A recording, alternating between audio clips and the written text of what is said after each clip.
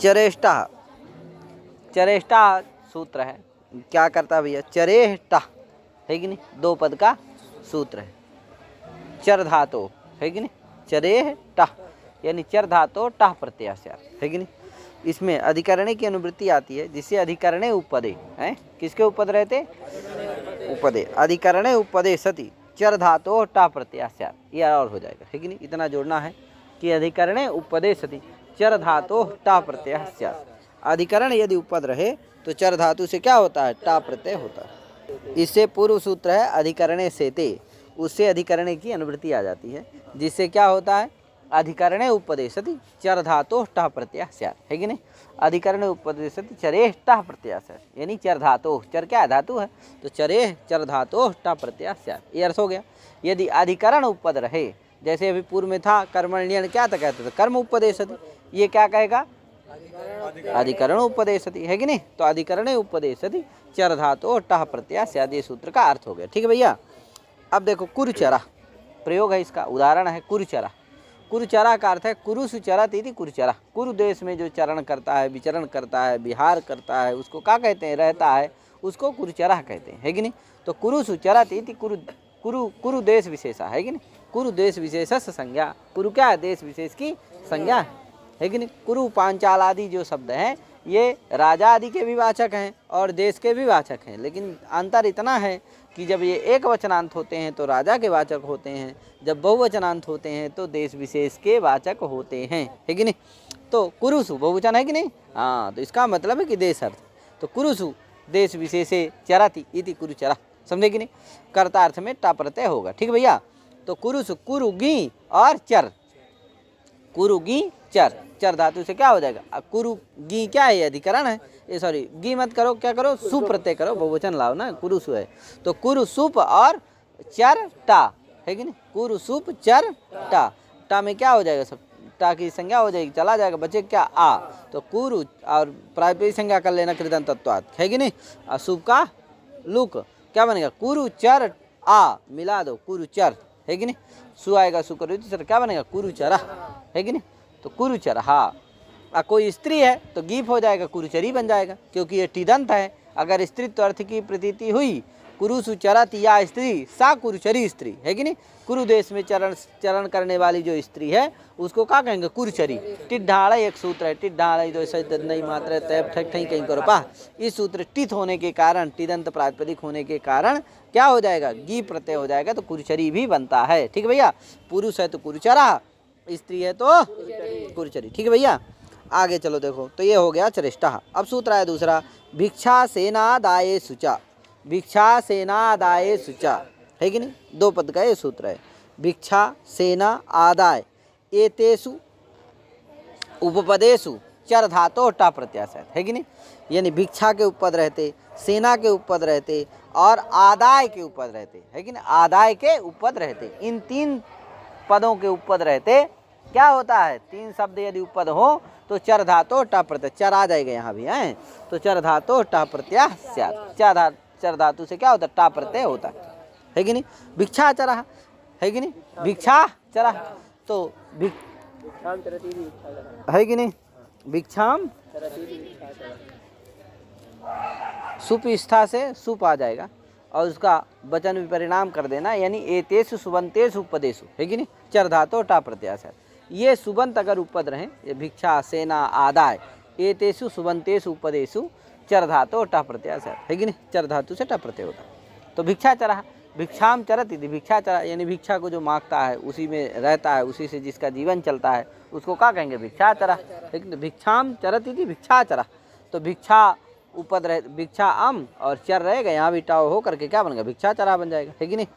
और सेना चरा, सेनाम चरत इति, सेना चरा, यहाँ भी सुबंत का उपद हो गया, सेना, सेना प्रकृतिक, सेना सुबंत कौन हो गया, सेना प्रकृतिक जो सुब तदंत कौन हो गया, सेना अम और उसके उपद रहते क्या हो जाएगा है कि नहीं, भिक्षा सेना आदाय इते तदंतम सुबंतेषु उपदेषु है कि नहीं, इते तदन्यतम सुबंतेषु उपदेषु चर धातु टा प्रत्यय स्यात्, यानी इनमें से कोई भी सुबंत यदि उपद हो तो चर धातु से क्या होता है, टा प्रत्यय होता। तो सेना है उपद, उससे भी चर धातु से टा प्रत्यय हो जाएगा, तो क्या बन गया, सेना चरा, सेनाम चरति सेना चरा इसी तरह आदाय, आदाय का लेबंत है, क्या आंग पूर्वक दा धातु है, उसे क्या करेंगे अक्त्वा लेप, तब बनेगा आदाय। तो ये आदाय क्या है, लेप प्रत्यांत है, ठीक है ना। तो आदाय इति लेबंतम, आदाय चर, तो आदाय और फिर क्या हो गया चर, आदाय उपपद रहते चर धातु से क्या हो जाएगा टा प्रत्यय हो जाएगा, आदाय चरा बन जाएगा, लेकिन अव्यय है क्या। आगे क्रियो हेतुता छिल्यानुलोमेषु च, क्या है क्रियो हेतुता छिल्यानुलोमेषु च, क्रियो हेतुता छिल्यानुलोमेषु ये सूत्र है। क्रियो हेतुता छिल्यानुलोमेषु माने क्रियो हेतु ताछिल्य अनुलोमेषु, एषु उपदेशु है कि नहीं, क्रिया धातो हो सॉरी एषु अर्थेषु द्योत्येषु हैं, ये अर्थ हैं, क्या है अर्थ है। हेतु ताछिल्य और अनुलोम में ये तीन क्या है अर्थ हैं। हेतु अर्थ की प्रतीति हो, ताछिल्य, ताछिल्य माने होता स्वभाव है कि नहीं, तो ताछिल्य अर्थ की यदि प्रतीति हो और अनुलोम में अर्थ की यदि क्या हो प्रतीति हो, तो क्या होता है क्रिया क्री धातो हो टा प्रत्यय स्यात् है कि नहीं, करोते ष्टः स्यात्, करोते माने क्री धातो हो टा प्रत्यय स्यात् है कि नहीं, क्री धातु से क्या होता है टा प्रत्यय होता है। तो ये अर्थ हूँ। अनुलोम में का मतलब होता है जो आज्ञाकारी इत्यादि हो, आज्ञाकारी हो उसी कहते हैं। आगे उदाहरण देगा वचन करा, वचन करा मतलब होता है आज्ञाकारी, जो वचन का पालन करे है कि नहीं, वचनम पालयत यह सा वचन करा है कि नहीं, वचनं करोति इति वचन करा, जो वचन को करे यानी वचन का निभाए उसको क्या कहेंगे वचन करा, तो वचन को निभाएगा वही तो आज्ञाकारी है। चलो आगे चलते हैं। तो इसका मतलब जान गए ना, हेतु ताछिल्य अनुलोम में एषु अर्थेषु द्योत्येषु क्रियो क्री धातो हो, क्रिया माने क्री धातो हो टा प्रत्यय स्यात्, क्री धातो टा प्रत्यय स्यात्, क्रिया क्या है पंचम्यंत है क्री धातो। आगे चलते हैं भैया, देखो उदाहरण जैसे दिया यशस्करी विद्या, उदाहरण क्या है इसका यशस्करी विद्या, तो यशस क्री धातु है कि नहीं, यशस क्री धातु, यशः करोति इति यशस्करी, यशः करोति, यशः यस्ति यशांसि, यशः यस्ति यशांसि है कि नहीं, यशः कर्म है, यशः करोति इति यशस्करी, यश को जो करे उसको क्या कहेंगे यशस्करी। विद्या क्या करती है, यश की हेतु है कि नहीं, यश कीर्ति उसका क्या है, यश जो कीर्ति है उसका हेतु कौन है विद्या है कि नहीं।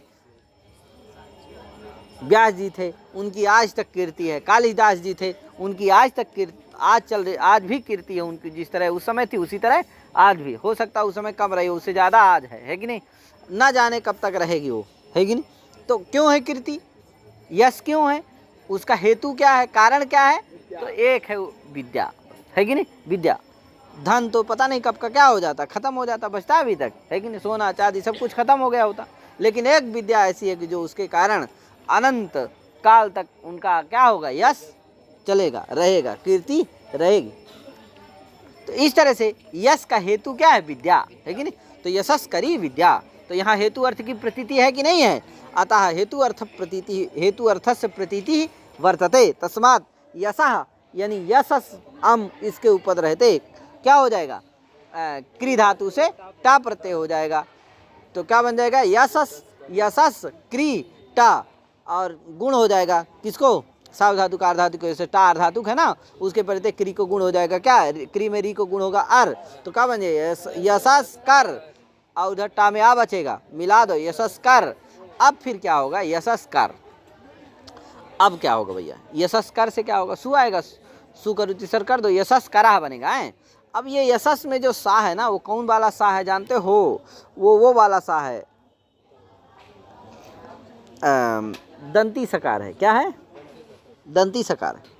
तो यशा कर, अब क्या होता है यहाँ यशस कर ये बना, अब क्या होगा यशस की जो सा है ना उसको शुरू से क्या कर दो रू कर दो, और रू में ऊ की संज्ञा कर दो, बचा क्या रा, तो यसर, यसर कर, यसर कर है कि नहीं। अब क्या होगा या यसर करा उधर हो गया ना, अब क्या होगा रा को खर वसान विसर्जनीय एक सूत्र है, खर वसान और विसर्जनीय, खरी अवसान है पदांत रेफर से विसर्गा है कि नहीं, तो खर परे है कि नहीं करा का, इसलिए क्या हो जाएगा उसको विसर्ग हो जाएगा, तो यशः करह ऐसा रूप बनना चाहिए, यशः करह, तो एक सूत्र लगा, ये सूत्र है इसीलिए उस विसर्ग को सा करने के लिए, नित्य सा करने के लिए ये सूत्र आया कौन अतः क्री कामी कंस कुंभ पात्र कुशा कर्णिस्व अनभ्यस्य, है कि नहीं।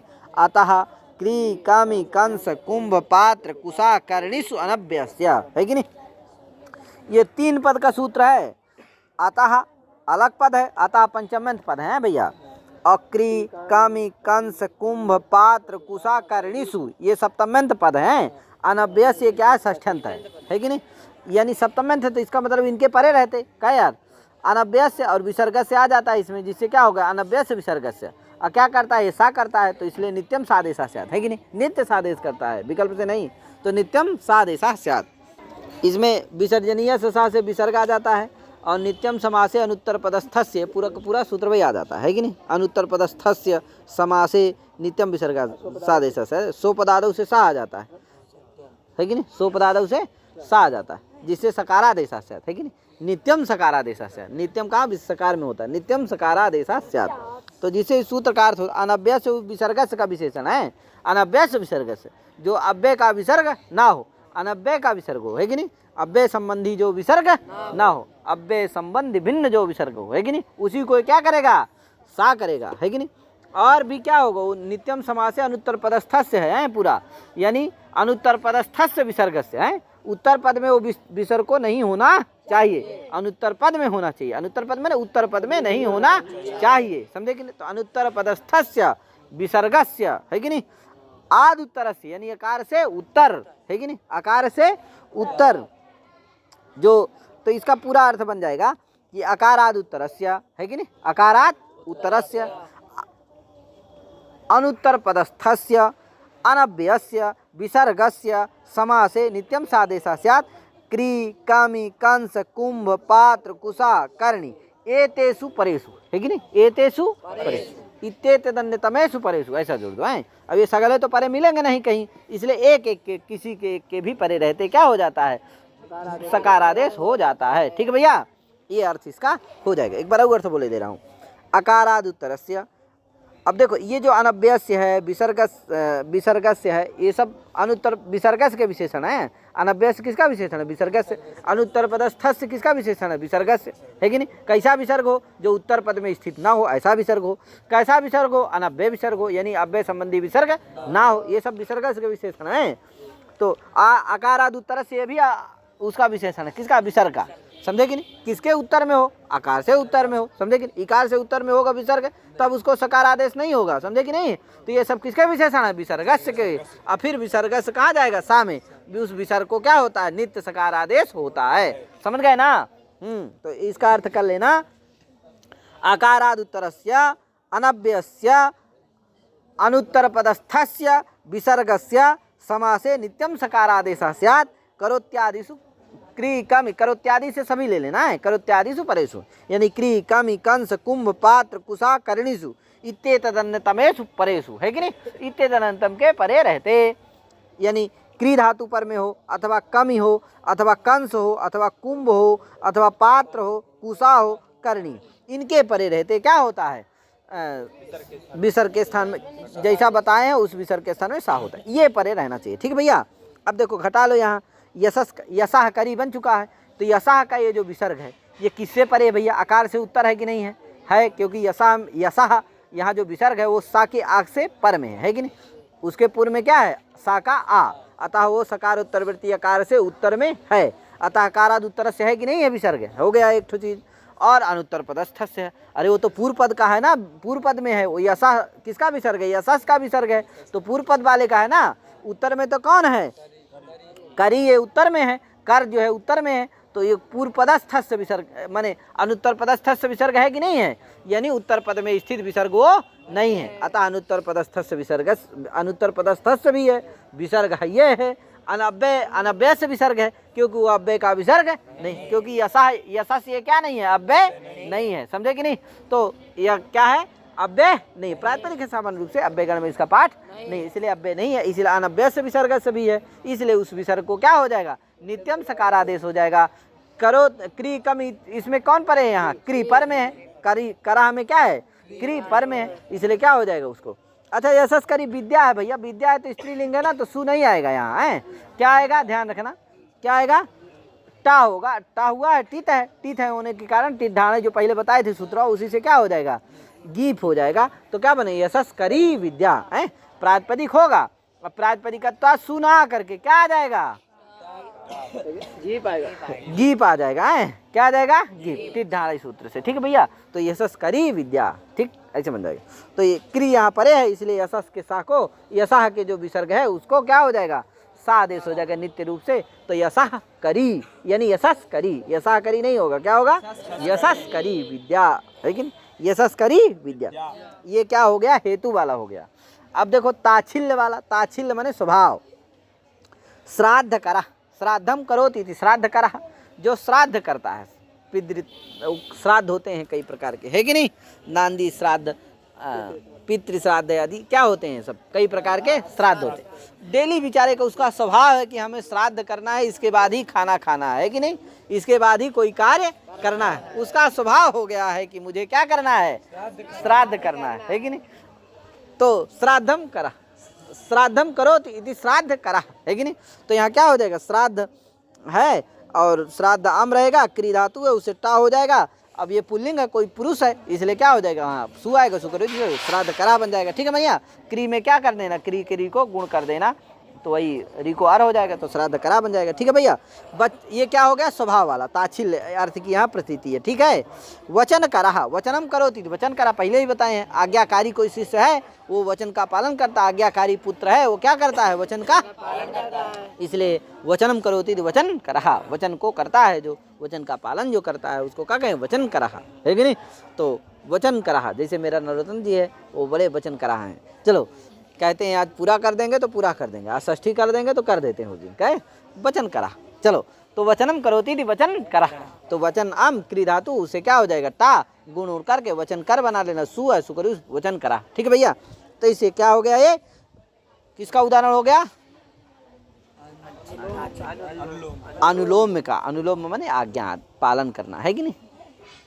इस तरह से क्या होगा, क्रियों हेतुता छिल्या अनुलोमेषु च, अनुलोमेषु इस सूत्र की व्याख्या हो गई है, क्या नहीं है भैया, क्रियों हेतुता छिल्या अनुलोमेषु ये सूत्र है।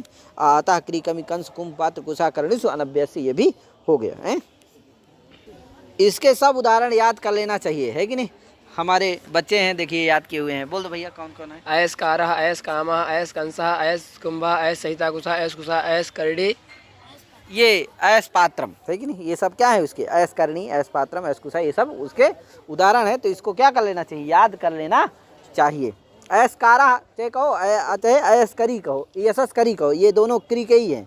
अयस्कारा भी क्या है, देखो वहाँ अयस्कारा में वो आ गया क्या, हाँ अयस्कारा, तो अयस्कारा में कर्मण्य से जैसे कुंभम करो कुंभकारा बनता है, उससे अयह करोति थी अयस्कारा, इस तरह से कर सकते हो, तो अयस्कारा भी बन जाएगा। तो वहाँ टा वाला उदाहरण नहीं है, वहाँ सत्य वाला अतः क्री कमी का उदाहरण है वो है। तो अतः क्री कमी का दोनों उदाहरण, टा वाला करोगे यानी अयस्कारा भी है और ये भी है यशस्करी विद्या, ये भी है। तो यशस्करी विद्या में टा होता है क्योंकि हेतु अर्थ की प्रतीति है। ठीक है भैया।